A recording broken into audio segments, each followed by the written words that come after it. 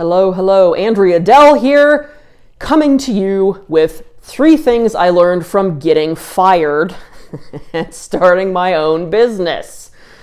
And this was back in 2017. Before I get started, if this is your first video with me, Andrea Dell, known as the secret weapon of high-octane, mission-driven women entrepreneurs and creator of the Content Conspiracy, conspiring to boost your impact and income, help you share your message, no tinfoil hats required, although if you want to wear one, hey. So, 3 things I learned from getting fired and starting my own business. The first thing I learned, not surprisingly, is that everyone is replaceable. I did not think I was. Not that I wanted to use that as leverage over my employer. I just was so deep into what they did and wore so many hats, and they knew that too, that it seemed unlikely that if I didn't choose to leave, they wouldn't do anything to, quote, replace me. But there came a time when they felt they needed to let me go, and that drove that point home. And what I did with that, going into starting my business, which is copywriting at the time of this video,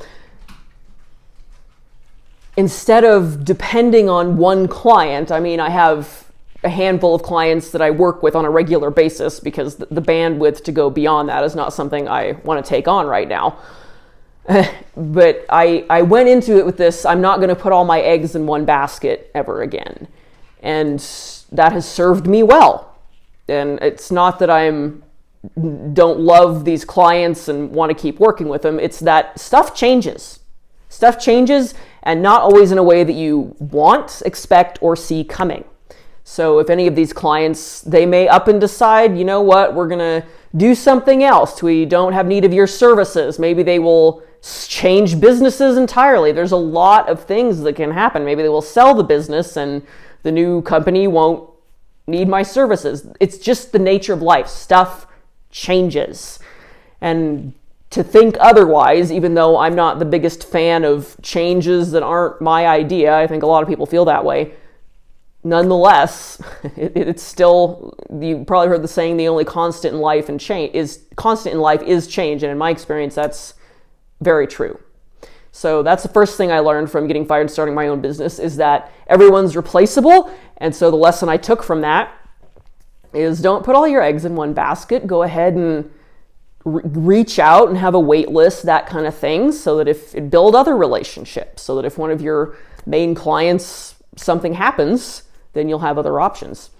So that's the first thing.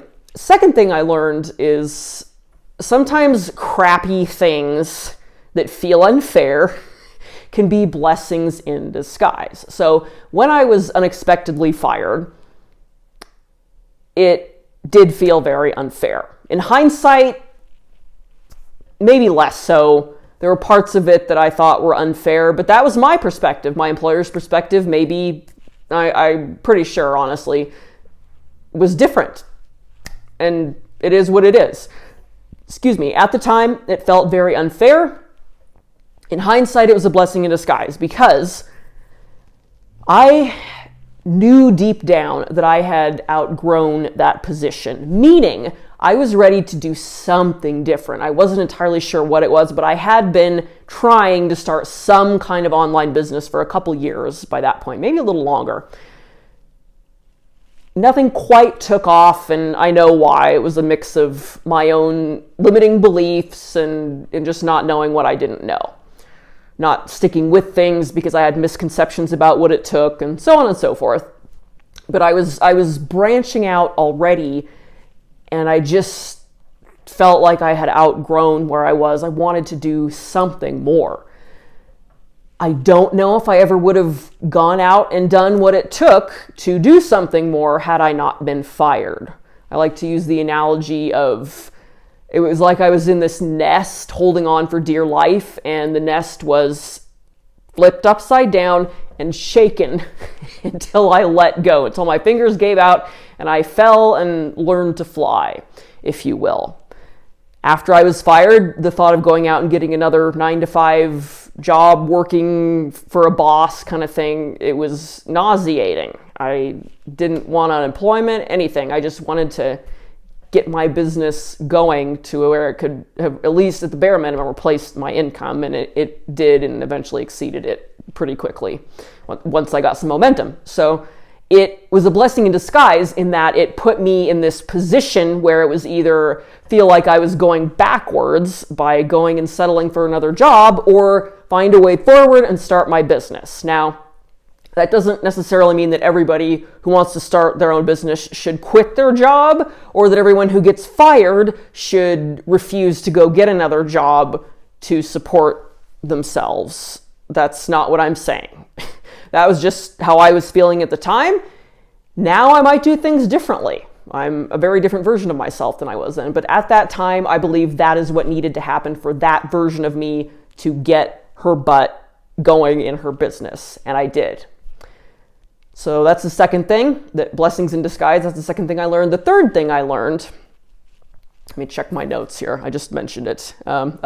Sometimes we hold on too tightly.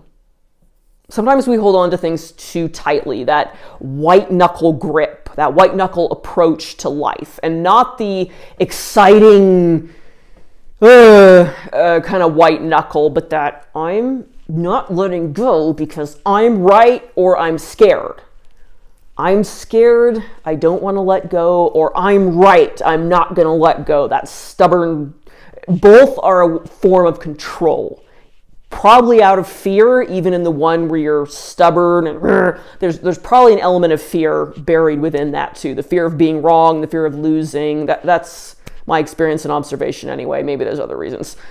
But that white knuckle grip we hold on to tightly. I told you that analogy of the nest flipping over and shaking, metaphorically speaking, until my grip gave out. I had a white knuckle grip, and that was the only way for it to loosen at that point in my life, which the employer I had who let me go, I don't think she had any clue, anything like that. I think she had her own specific reasons, but from that, this was the result, is that I lost my grip on the safe little nest I was in, if you will, and had to learn to fly outside my comfort zone to get my own business going.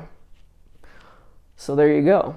Sometimes we hold on too tight, and I definitely struggle with this. I don't like change. I'm a loyal person, and so I tend to find something I like and stick with it until the bitter end. And there are elements of life where this can serve me well. I will maybe see something through until it is actually successful, versus a lot of people who would have given up before they got to the success, although I struggle with that too from time to time.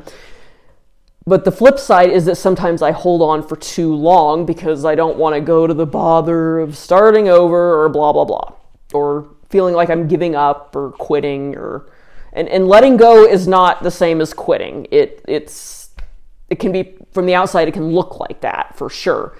But there's a different energy to it in my experience. And in that job I had that I was fired from, the thought of letting go of it and moving on was so scary. Part of me knew this is what you need to do, but it was so scary that I don't know if I ever would have had I not been fired. And that's because I was holding on so tightly. And how to know when you're holding on too tightly, I'm not sure. I'm not sure what the answer to that is. I do know that I had a still small voice telling me, you've outgrown this, you're ready for more. And I was kind of getting into more anyway. So I guess I was acting on it, but maybe not enough. I'm not sure. That's the third thing I learned, is sometimes we hold on so tightly that we miss the next step in our mission, or we maybe drag out taking the next step. I think that's what I was doing, is dragging out taking the next step. It is what it is at this point. So there we go. 3 things I learned from getting fired and starting my own business. To quick recap, first thing, everyone is replaceable. And I don't mean that with any bitterness. Maybe there's still a couple drops of bitterness in there, but it's just a fact. Everyone is replaceable in some way. There's almost 8 billion people in the world. Odds are there's someone out there who can fill your shoes in some way, even if it's not exactly how you do it. So keep that in mind and use it to put measures in place to just have your own back if stuff unexpectedly changes. And for me, that leads me to the second thing I learned. It ended up being a blessing in disguise. A lot of times stuff that sucks in the moment, maybe not everything, but maybe more than we think too, that sucks in the moment, feels unfair, can be a blessing in disguise. Third thing, sometimes we hold on so tightly, and in so doing, I think we cause ourselves, this has certainly been true of me, a lot of anxiety, fear, and all kinds of things that are really draining, and maybe we didn't have to put ourselves through by holding on so tightly. Oh my gosh. Hope you found something valuable in this video. Thank you so much for watching. And as I said, I help mission-driven entrepreneurial women share their message, relationship building, income producing content. So if that's something you need help with, I invite you to check me out at my website, AndreaDell.com. I'll put it in the description for you. And opt in for my 7 ways to stop the scroll. These are 7 different ways that you can get your ideal audience's attention. Remember, this is not for everybody. More people may see it than you think, less people may see it than you think, but the point is your ideal audience, the ones that you are here to serve, those people.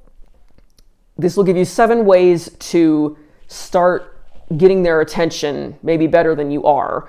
Stopping the scroll between the cat videos and the other crazy things on the internet, people pointing at words on TikTok, and start noticing your stuff and coming into your world where you can show them your offers. Again, you can see that. You can sign up for that at AndreaDell.com. Thanks so much for watching, and I will see you in the next video.